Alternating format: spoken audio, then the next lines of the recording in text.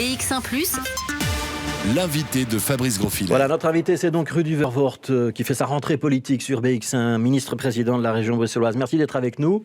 On vient d'entendre le désarroi du secteur hôtelier. Il y a eu une prime qui a été mise en place par la région bruxelloise, par votre gouvernement.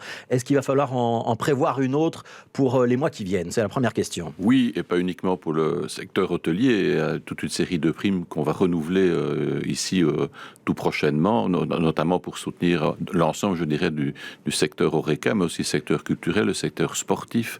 Donc nous allons poursuivre l'aide qui est octroyée. Donc il n'y a pas de raison aujourd'hui de dire que la crise est derrière nous. Et donc, M. Van Weyenberg a tout à fait raison de relever la situation particulière d'une ville comme Bruxelles. Si vous regardez les chiffres parisiens, par exemple, ils sont très mauvais aussi, que ce soit au niveau hôtelier ou du tourisme. En fait, la crise du Covid a d'une certaine manière relevé une ligne de fracture entre l'urbain et le périurbain. Et donc, l'urbain, on va dire, a perdu de son attractivité pour des raisons qu'on peut comprendre. D'abord, le tourisme, je dirais, qui vient d'Asie ou ailleurs, qui est totalement à plat depuis 2 ans maintenant, et aussi le fait que les voyageurs ont plutôt tendance à aller vers des lieux plus aérés, la mer, les Ardennes, et on voit bien d'ailleurs. On fuit un petit peu la foule et la densité. Oui, et on voit bien dans l'évolution du marché immobilier, notamment à la côte. Il y a toute une série d'articles la semaine passée qui montrent l'attrait et qui est, je dirais, augmenté aussi par le télétravail. Et donc maintenant, on peut se dire, tiens, dans le fond, je vais investir dans un logement ailleurs et télétravailler de là et de ne plus être en ville. Oui. Donc, pour ce qui concerne le secteur des hôtels, ils doivent s'attendre à quoi? Il y aura une reconduction de la prime qui existe avec à peu près les mêmes montants? Oui, et nous sommes effectivement en dialogue permanent depuis le début de la pandémie. Nous sommes bien conscients que, même si d'aucuns imaginent qu'il y aura un après différent, on doit aussi vivre dans l'aujourd'hui. Et l'aujourd'hui, c'est le soutien de ce qui fait, je dirais, l'économie bruxelloise. Et pourtant, on sait que les finances de la région bruxelloise ne sont pas extensibles à l'infini. Il y a eu beaucoup de critiques sur les primes, peut-être pas pour les hôtels, mais pour l'Horeca, les restaurateurs, les cafés qui disaient, oui, mais on a été moins aidés que, par exemple, en Wallonie et en Flandre. C'est vrai. Est-ce que ça va... Est-ce qu'on peut corriger cette différentiel ou pas? C'est vrai. Mais si on ramène cela à un pourcentage de la masse budgétaire, en fait, on est la région qui a consacré le plus. Mais nominalement parlant, c'est clair que on n'a pas la capacité d'être, certainement pas au niveau de la Flandre, et on se rapproche un peu de la Wallonie, mais en réalité, là, on n'en a pas les moyens, je veux dire. Et pour l'Horeca, on va aussi maintenir des aides financières, des aides régionales, puisqu'on ne libère pas autant que les autres régions, puisqu'on maintient la capacité maximale à 8 personnes par table et qu'on impose une heure de fermeture. Mais là, il y a un manque à gagner, peut-être pas énorme pour l'Horeca. En fait, là aussi, il y a une ligne de fracture entre l'Horeca, je dirais, touristique. On le voit, les restaurants, cafés du centre-ville souffrent beaucoup plus que les restaurants, cafés de la deuxième couronne, qui eux, en fait, ont repris, je dirais, de manière quasiment tout à fait normale, malgré les contraintes, effectivement, 8 par table et 1h du matin.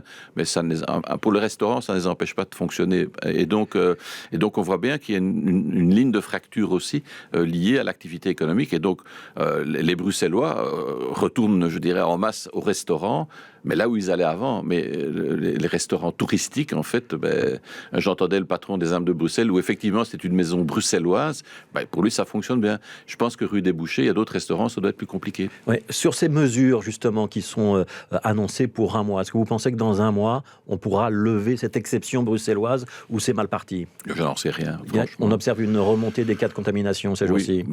Ça sera encore le cas pendant les jours qui viennent. On le sait, le retour des vacances se termine, et donc ça va entraîner une hausse des contaminations. Et donc, elles étaient inévitables, ces mesures exceptionnelles bruxelloises par rapport au reste du pays? Oui, la situation le justifie pleinement. Je pense que ça ne sert à rien aujourd'hui de faire croire... Il y a aussi une dimension psychologique. Ça ne sert à rien de faire croire à la population que tout va bien alors que ce n'est pas le cas. Alors, on sait que la solution, c'est d'augmenter le taux de vaccination en région bruxelloise. On a commencé à vacciner dans les magasins. Je ne sais pas si vous avez des premiers retours. Est-ce que ça se passe bien? On va vacciner dans les entreprises, dans les écoles? Les écoles, ça se fera effectivement. Caroline Désir a annoncé, je dirais, un plan d'action spécifique pour nos écoles. Et donc, il y aura effectivement dans les écoles. Ce sera aussi à la demande dans les entreprises, puisque Bessie, le patronat bruxellois, a marqué son accord et en disant, voilà, nous soutenons les entreprises qui feront appel au centre de vaccination mobile. Et donc, oui, bien évidemment, on ira partout. On ira partout. Il faut atteindre quel taux? On est toujours à 70% de la population bruxelloise vaccinée, ça c'est toujours l'objectif? Moi, je reste à ce qui avait été annoncé avant les vacances, c'était 70% de la population adulte. Donc c'est ça l'objectif pour la région bruxelloise. Oui, on n'est plus très loin. Non, mais il y a encore du travail. Ouais. Alors, on a parlé du secteur hôtelier, du secteur de la restauration, on a parlé de la Covid-19. Je voudrais qu'on parle un petit peu du redémarrage de l'économie bruxelloise, parce qu'on sait que malgré tout, on espère en tout cas que le plus dur de cette crise du coronavirus est derrière nous et qu'on va pouvoir envisager une reprise. Il y a des aides européennes qui vont arriver, il y a des perspectives de croissance un petit peu partout. Est-ce que cette croissance, elle sera forte à Bruxelles ? Moi, je n'ai pas de boule de cristal, mais l'activité économique de Bruxelles, le tissu économique de Bruxelles n'est vraiment pas comparable aux deux autres régions. Et il n'y a pas de tissu industriel, il n'y a pas de tissu productif, j'ai envie de dire. Donc, on est clairement dans une économie de services. Et donc... Ça veut dire que ce sera un petit peu plus tard pour nous ? Mais, en fait, notre économie, en réalité, elle est tributaire, je dirais, de l'activité économique des deux autres régions et à l'international aussi. Et donc, Bruxelles est une ville-région ouverte sur le monde. Et donc, pour cela, il faut effectivement, vous l'avez évoqué, Bruxelles est une ville de congrès, une ville professionnelle, je dirais, une ville internationale. Il faut aussi que, je dirais, les institutions européennes refonctionnent avec des sommets européens. Tout ça, ça fait vivre l'économie bruxelloise, tous les hôtels. Et donc, ça veut dire qu'on va rester tributaire d'un retour à la vie normale? Ou est-ce qu'on doit envisager et activer un certain nombre de basculements dès aujourd'hui? Mais nous devons effectivement faire en sorte que, en fait... Moi, je considère que, au niveau de l'activité économique, elle est vraiment tributaire de l'ouverture, je veux dire, des capacités. Et donc, pour ce faire, on doit pouvoir réfléchir à des mesures sanitaires qui permettent la réouverture. En fait, le risque que l'on a, c'est qu'à certains moments, comme l'a dit M. Van Weber, qu'à un moment donné, il n'y ait plus de congrès, en tout cas parce qu'il n'y a pas suffisamment, je dirais, de sécurité sanitaire, alors qu'il suffit de prendre des mesures pratiques et ça ne pose aucun problème. Ces mesures pratiques, je comprends où vous voulez en venir, c'est le Covid Safe Ticket. On devrait avoir un pass sanitaire comme c'est le cas en France. Mais il existe déjà pour les grands événements en Belgique, faut pas. Et donc pour nous, c'est vraiment un élément. Ça ne veut pas dire que c'est une solution, mais ça accompagne, je dirais, pour faire en sorte de ne pas se retrouver dans des situations où on serait amené à devoir fermer certains secteurs. Ça veut dire qu'on devrait pouvoir utiliser ce système pour les grands concerts, les congrès, les foires, les expositions. Oui, là où vous avez... Non, parce qu'on a des congrès, nous, à plusieurs milliers de personnes. La région bruxelloise peut décider toute seule, il faut l'accord du fédéral. Pour l'instant, il faut l'accord du fédéral. J'ose espérer qu'on ne rentre pas dans un petit jeu où, à un autre niveau de pouvoir, nous refuserait la capacité de le faire. Mais donc ça veut dire que vous allez le demander. Bien sûr, on va le demander. Il faut un accord de coopération. Nous, on n'oblige pas les autres à le faire, mais l'autonomie, c'est aussi de nous permettre de le faire. Votre objectif, c'est de pouvoir activer ce système-là à quelle échéance ? Écoutez, on parle du 1er octobre, on verra. Je veux dire, moi, les dates, je suis toujours très prudent, mais si on peut le faire pour le 1er octobre, et si la situation sanitaire se détériore, moi j'ai toujours dit, parce qu'on m'a posé la question au Codec, on m'a dit, mais quand est-ce que tu veux faire ça? Je dis, moi j'ai pas de date, je veux simplement avoir ça comme possibilité pour éviter que certains secteurs économiques ne parviennent pas à redémarrer, ou pire, qu'on les referme. Ouais, donc ça s'appliquerait au congrès, aux grands concerts. Est-ce que ça s'appliquera au secteur du monde de la nuit, les boîtes de nuit? Écoutez, s'il y a un lieu où on doit être quand même en capacité de s'assurer d'une sécurité sanitaire, c'est bien les boîtes de nuit. S'il y a un lieu où vous mettez 500 personnes sans masque, sans distanciation sociale, ça va de soi. Donc ça veut dire que la réponse est oui. Ben oui, évidemment. Ouais. Alors, je voudrais qu'on parle un petit peu de mobilité aussi, parce que c'est quand même un des grands dossiers, un des grands enjeux de cette législature.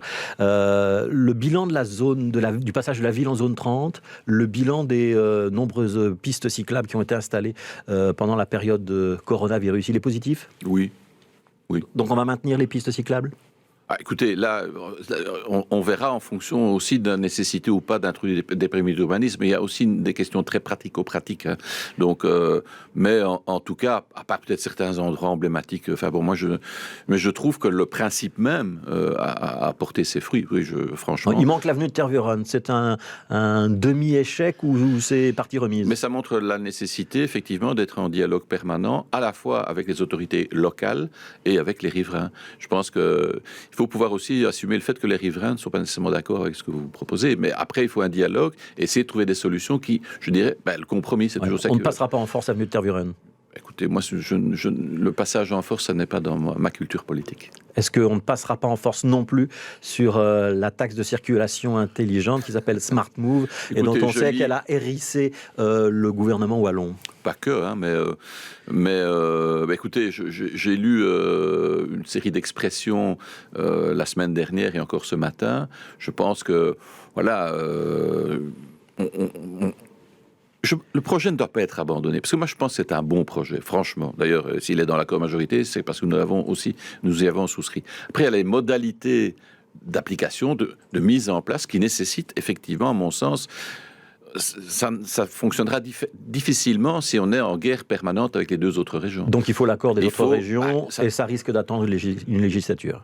Donc après 2024. Il y a un problème de timing aussi. Il faut aussi reconnaître, à notre décharge, nous avons perdu une année pendant la crise du Covid, hein, où on était au ralenti total. Et donc c'est vrai que cette année-là, elle est difficile à rattraper. Parce qu'il y a aussi, je dirais, pour tout ce qui a trait à la fiscalité, il y a aussi un aspect, je dirais, calendrier.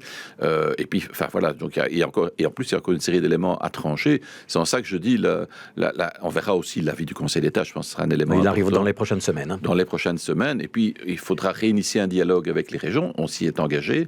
Et donc, ça veut aussi dire que ça prendra un certain temps. Alors, une dernière question. Rudy Vervoort, vous aviez promis un plan taxi pour cet été. Oui. On est à la fin de l'été. Il n'y a toujours pas de plan taxi. Il arrive ou pas? Alors, on en est aux discussions entre les différents cabinets. Donc, je dirais, nous avons déposé au gouvernement une note qui fixe, je dirais, les points qu'il faut trancher.